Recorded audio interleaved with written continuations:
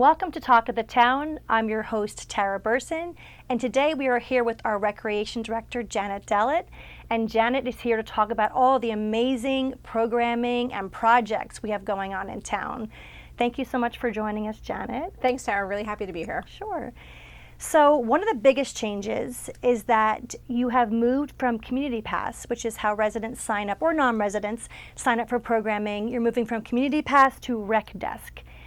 How can people go about setting up a new account? You're right. This has been a big transition this past summer. Our staff has been working diligently, taking the different online classes so we can understand what Rec Desk has to offer. So this onboarding process has explained to us, you know, there's things that'll be good, things that we'll have to work through. The biggest hiccup that we're working through right now is because Middletown is so big and we have so many different zip codes, for people to get that resident rate. It can be a little bit tricky if you're in outside the 07748 zip code. Now, it's not to say that this is going to last forever by any means, but if you happen to be in a different zip code, then you just need to reach out to us. We'll ask for proof of residency, we'll take a driver's license or a utility or credit card bill, and we make it a switch. It's a one-time switch. So as soon as they sign up for the program or sign up for the registration software, they can then just reach out to us, we make the one-time switch, and they're done. The other thing is too, if for some reason they didn't know to make the switch, they forgot, or they're in the middle of the registration process, they'll be able to see that they're getting charged a non-resident rate. Just take a quick pause, give us a quick call, and we'll be able to switch it on the back end real easy. Okay, so this is all starting with the fall 2024 season, right? So people can visit middletownNJ.org/sign up. Correct. And what will they see when they go to that landing page? So they'll be able to choose Rec Desk to register through Rec Desk and create an account, or they'll go through Community Pass. Like I said, most of the things are going to be through Rec Desk. There's just a couple programs that will be going through Community Pass. For the most part, it is all of our fall programming, our Gone Running program, our yoga program. We have volleyball, we have basketball, we have dodgeball. For the most part, those will be done through Rec Desk, and anything going forward. So unfortunately right now we are asking for everyone's patience as we switch between the two registration softwares. Eventually Community Pass will be gone and it'll be fully Rec Desk. So if you have account credits with Community Pass, they are automatically transferred over to Rec Desk. If by automatically you mean our staff switching them over, absolutely. Yes. Yes, we are bringing over the credits from Community Pass into Rec Desk. So those will be able to be applied for any kind of future signups that they might have. Okay, and so what do you have coming up that is really exciting programming for the fall season? So there's two big things that'll come out this fall that are usually big sellers, and in no particular order, I guess more or less chronologically. The first one will be the dodgeball tournament. Registration usually opens for September 1st for that, so that'll be going up for dodgeball. The second one is the daddy-daughter dance, which will be in the spring. It'll be in January. But those two events come up really quick, and we start registering for that now. Dodgeball is exciting because it's dodgeball. We have 10 crazy days of dodgeball in our office, and we absolutely love it. The hard part this year is that the way that the elementary school schedule changed, they actually took away their winter conferences in December. So there used to be a week of half days for elementary schools. They don't have them there anymore. They pushed that to January. But the half days we loved because we were able to start dodgeball earlier in the day because the kids got out earlier. They're not doing that this year. It's going to be, like I said, in January. So we're just kind of tweaking the schedule for that. That's just a kind of more of a headache on our ends, but we'll get through it for sure. So one of the greatest things about recreation is that you offer programming for everyone. I mean, from kids all the way to seniors. I don't believe senior programming is offered through Rec Desk, but if you're a senior watching this, how can you go about finding out about the programs offered? Absolutely. So yeah, one of the fun things about recreation is that we do programming from 2 years old all the way to 99 plus. And that's a hard feat to figure out what your 2-year-old is like versus what your teens, tweens, adults up to the 80s, 90s, etc. It's definitely a challenge at times. Our senior programming right now is done pretty much through My Senior Center. Which I think most seniors that belong to the Senior Center do have an account with them. If they want to do things that are coming up like Atlantic City bus trips, a sight and sound tour, you can get a calendar from our website /seniors, or you can call Maria. You can always stop in, and you can come in and you can sign up for any one of those programs. With the Senior Center, we actually give a hard calendar each month, and they can literally go through it and circle the events that they like, that they want to come for. Some things have costs to them, some things they don't. The hard part is with the bus trips for the seniors, and bus trips anywhere in general, the cost of the gas has gone up, cost of the bus has gone up, so we have to kind of offset those costs the best that we can. We are grant funded, so we do have some funding available, and it just kind of depends on which program some of that funding is going to.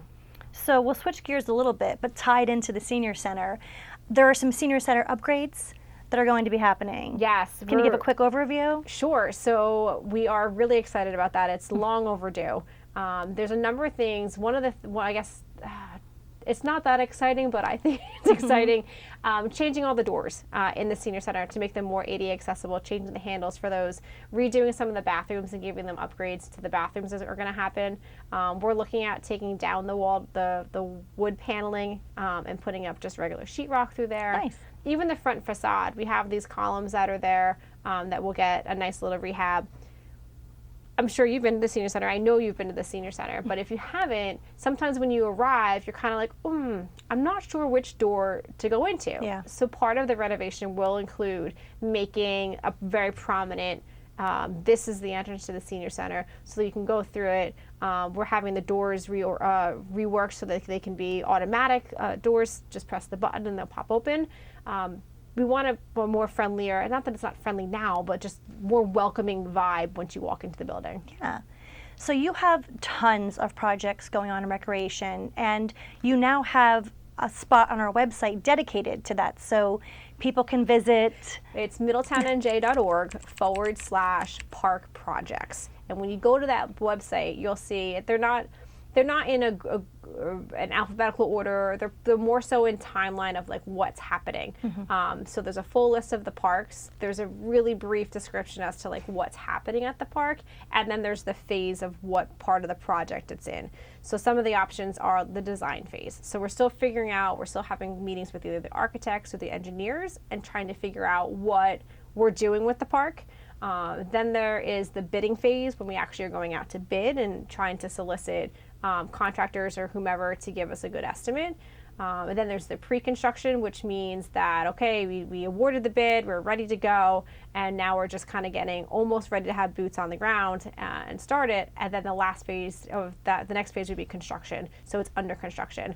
One of the things that we're excited about right now, too, is that we have the 13 different basketball courts throughout the town that are going to be redone, which also includes new backboards and new goalposts, so that's exciting.